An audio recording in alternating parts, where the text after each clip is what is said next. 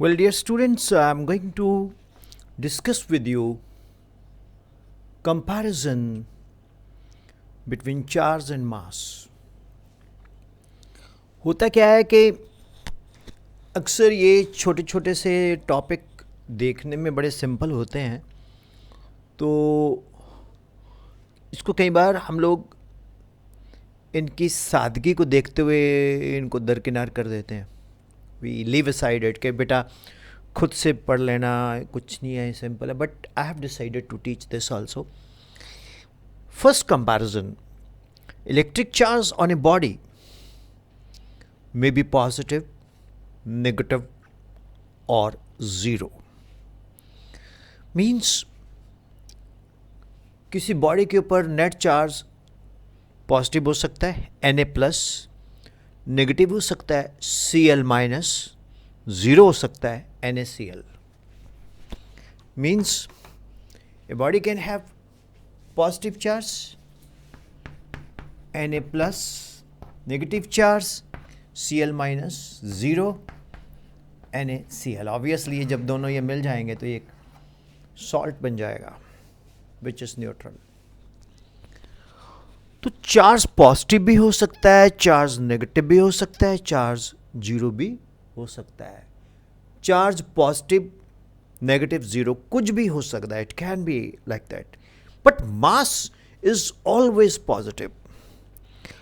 आप कभी नहीं जाके बोलोगे यार मैं -5 किलोग्राम मैंगो लेके आया हूँ, ठीक है, ਅਸੀਂ ਕਣਕ ਟਰਾਲੀ ਦੇ ਵਿੱਚ -200 ਕੁਇੰਟਲ ਗੋਡਾਊਨ ਵਿੱਚ ਭੇਜ ਚੁੱਕੇ ਹਾਂ ਖੇਤਾਂ ਤੋਂ. We have sent wheat by a trolley worth -200 quintal. We cannot measure mass negative. Mass is always positive. तो ज़िंदगी में हमेशा पॉजिटिव रहो मास की तरह. करेक्ट. तो ये हमारा फर्स्ट डिफरेंस है. दिखने में बड़ा सिंपल है. क्या फ़र्क पड़ता है अगर हम इस वीडियो को देख लेते हैं साइमल्टेनियसली. अब मैं दूसरे पॉइंट पे आता हूँ. जिन बच्चों को नोट्स बनाने का शौक़ है वो ज़रूर, मैं साइड पे हटूँ, बहुत है इतना यार, है ना. अब मैं पॉज कर रहा हूँ आप इसको. तो अब आपने पॉज के बाद मैं सेकंड पॉइंट पे जाने लगा हूँ. टाइम बच जाएगा, मैं पहले लिख लेता हूँ. Charge carried by a body does not depend upon the velocity of the body. अब आप पूछेंगे sir charge carried by a body does not depend upon the velocity of the body, क्या मतलब है इसका? क्या चार्ज वेलोसिटी के कारण बदल सकता होगा? नहीं बदल सकता होगा. तभी आपने बोला that charge does not depend upon the velocity of the body. कि चार्ज बॉडी दी स्पीड नाल, वेलोसिटी दे नाल बदल सकता है? नहीं बदल सकता. It is constant, it does not change. It means mass of the body changes, यानी कि it increases with velocity of the body. According to the equation, m is equal to m naught under root of 1 minus v square upon c square. You know, here these terms is what? C is velocity of light,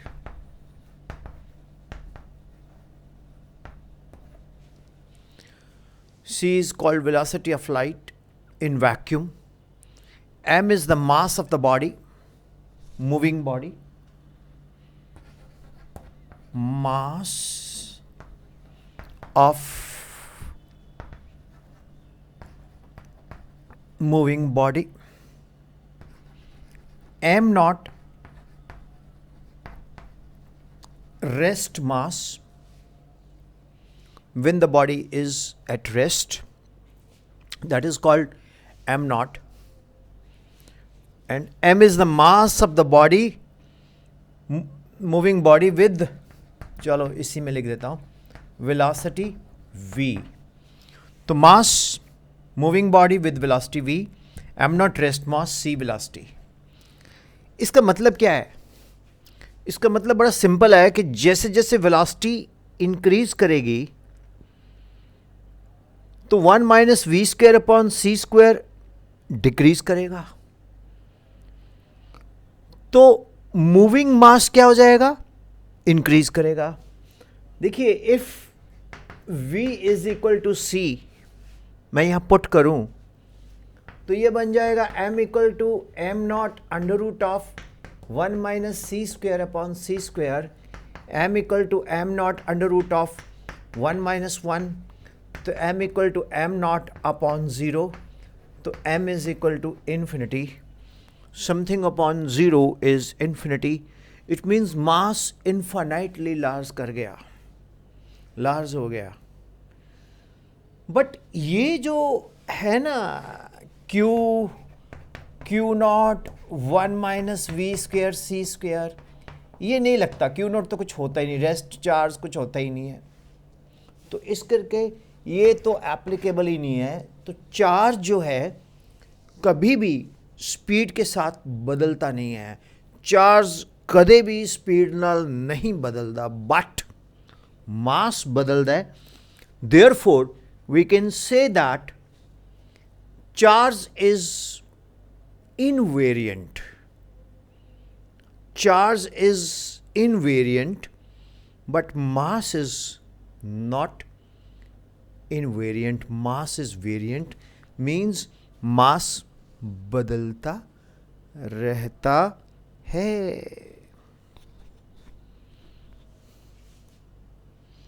कैसा है?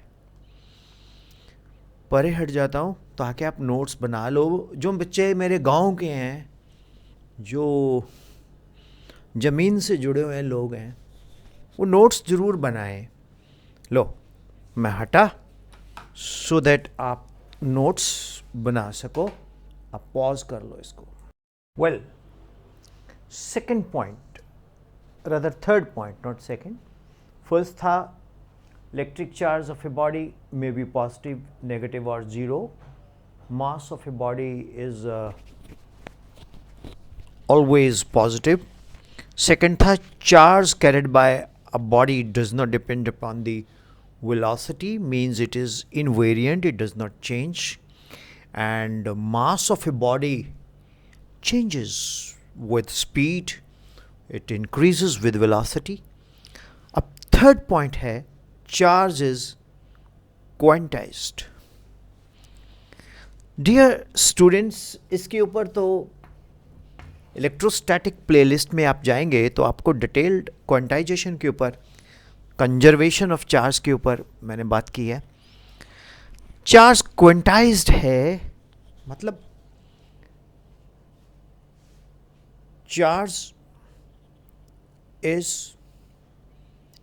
Whole number multiple.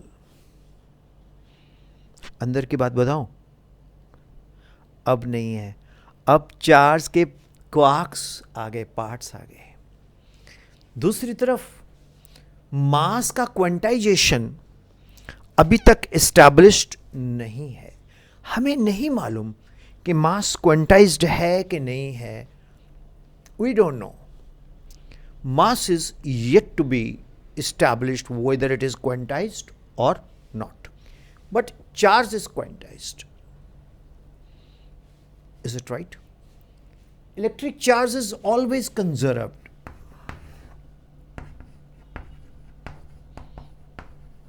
Is always conserved.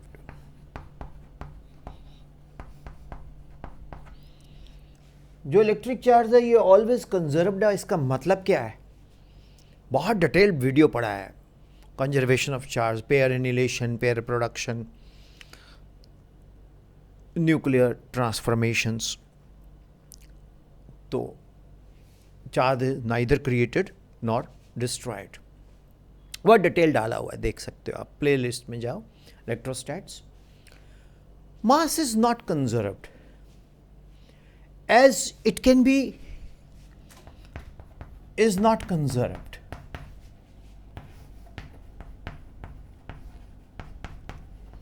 As it can be changed into energy according to Einstein equation equal to mc square. Energy into mass and mass into energy. Simple.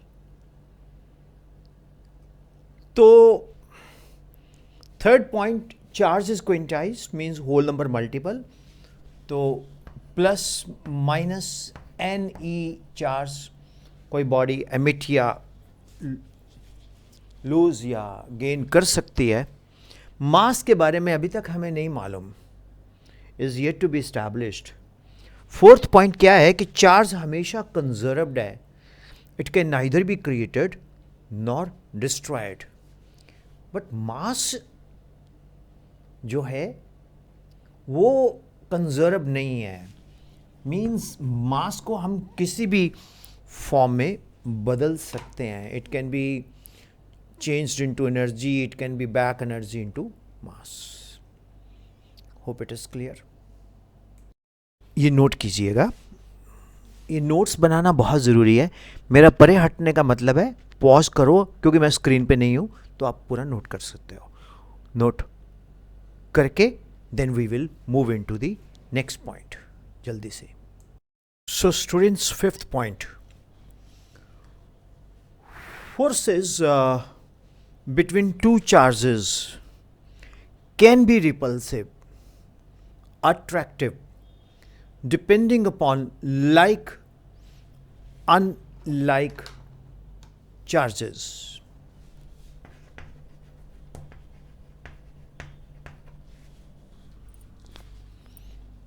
क्या मतलब है इसका? अगर दो charges positive हैं, like हैं, तो वो रिपेल करेंगे. अगर दो चार्जेस ऑपोजिट हैं, एक पॉजिटिव एक नेगेटिव, अनलाइक हैं, तो वो अट्रैक्ट करेंगे.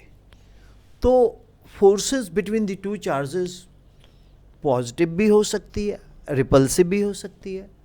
पॉजिटिव नहीं, रिपल्सिव भी हो सकती है, अट्रैक्टिव भी हो सकती है. बट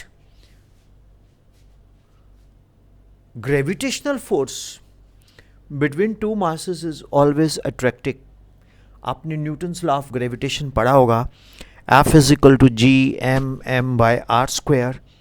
तो every material body in this universe attract each other with a force which is directly proportional to product of masses. आपको याद होगा, inversely proportional to the square of the distance, and capital G is called gravitational constant. So dear students, gravitational force between two masses is always attractive. ये हमेशा attractive होएगी. But forces between two charges can be repulsive, attractive, depending upon like unlike charges. तो ਜਿਹੜੇ charges like ने, ਇੱਕੋ ਜੈਸੇ ਨੇ, ਉਹਨਾਂ 'ਚ force of रिपल्शन होएगी, वो एक दूजे ने धक्का मारनगे. ਜਿਹੜੇ चार्जेस अनलाइक ने, वो एक दूजे ਨੂੰ अट्रैक्ट करनगे. लेकिन ਜਿਹੜੀ ग्रेविटेशनल फोर्स है बिटवीन टू मासेस, ये हमेशा अट्रैक्टिव ही होंदी है. Sometimes I speak in Punjabi, but I think I am using all the three languages, so nobody has any problem. People from south can understand what I am speaking. People Hindi speaking can understand. Punjabi speaking people can understand Hindi also. But I am also using some Punjabi lines because of my students in the remote area of Punjab can understand.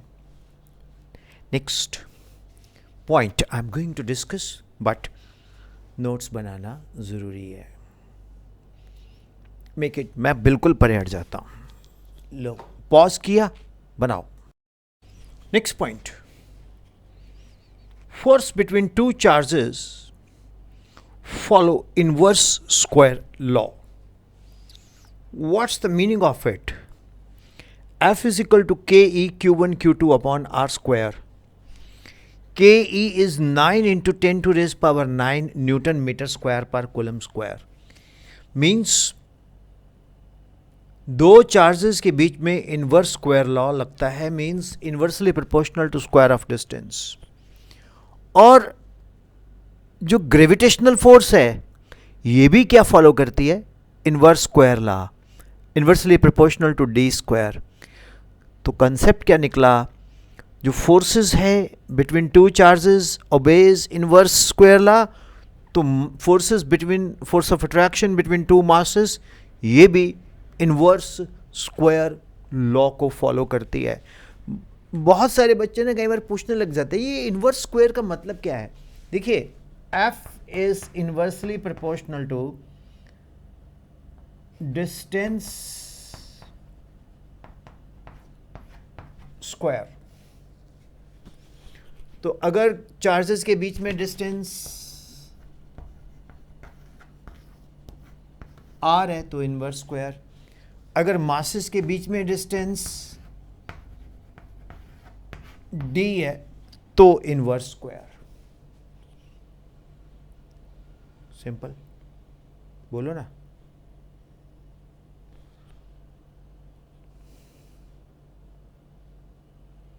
ठीक है, अब मैं अगले point पे चलता हूं. ये हमारा 6th पॉइंट हुआ. अब मैं 7th पॉइंट पे चलता हूँ.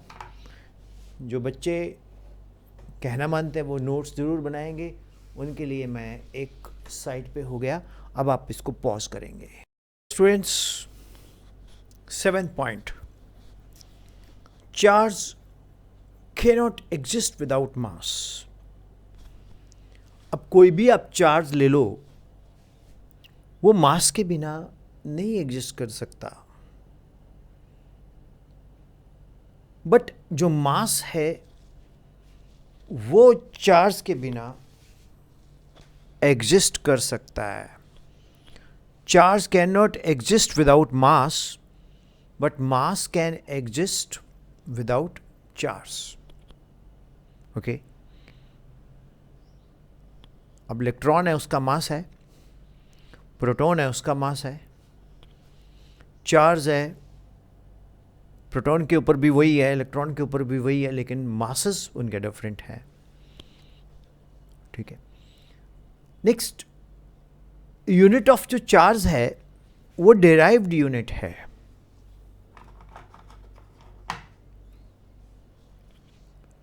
One coulomb. Okay, unit of charge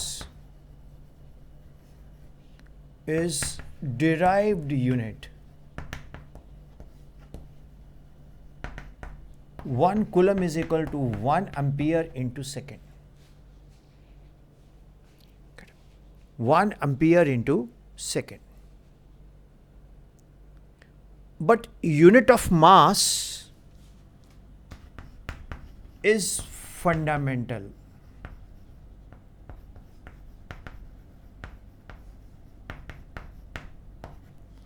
That is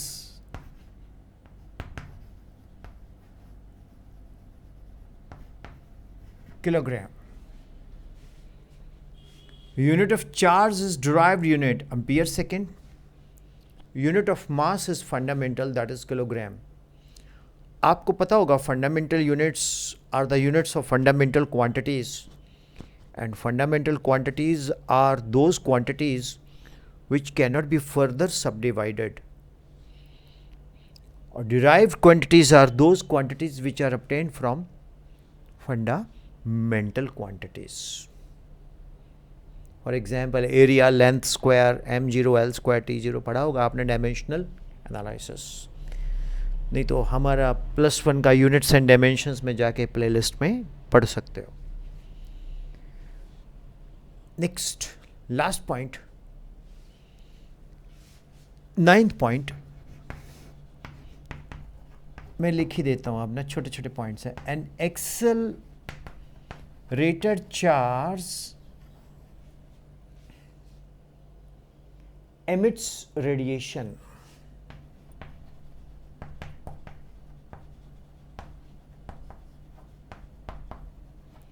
अगर चार्ज एक्सेलरेट करेगा,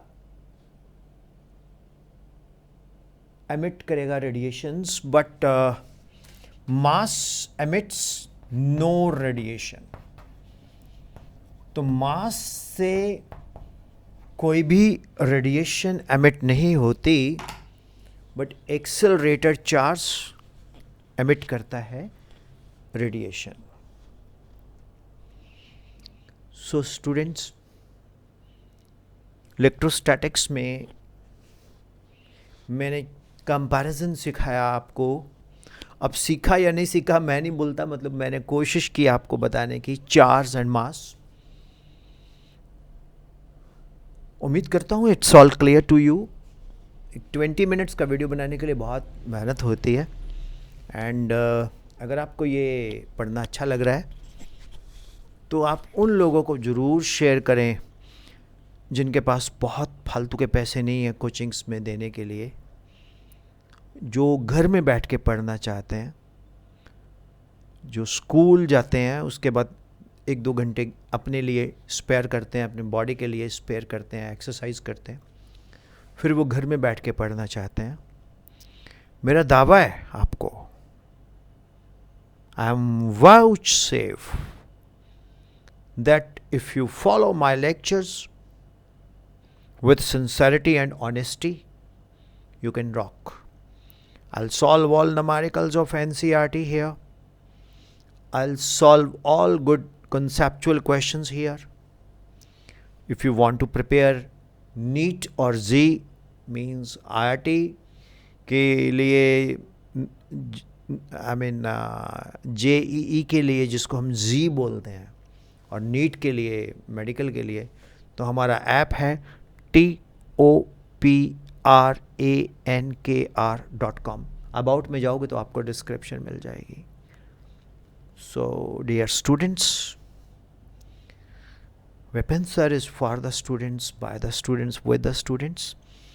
एक हमारी लाइव क्लासेस चलती हैं VS स्कूल ऑफ साइंस. वो ऐप है 9814121996 पे. अगर आप व्हाट्सएप करोगे तो आपको उसका लिंक मिल जाएगा. So happy learning physics. Share my lectures if you get benefited. अगर आपको लगता है इस लेक्चर का वर्थ है तो उन बच्चों को ज़रूर शेयर कीजिए जिनके पास बहुत पैसे नहीं हैं लेकिन वो APJ अब्दुल कलाम बनना चाहते हैं. Thank you very much. God bless you.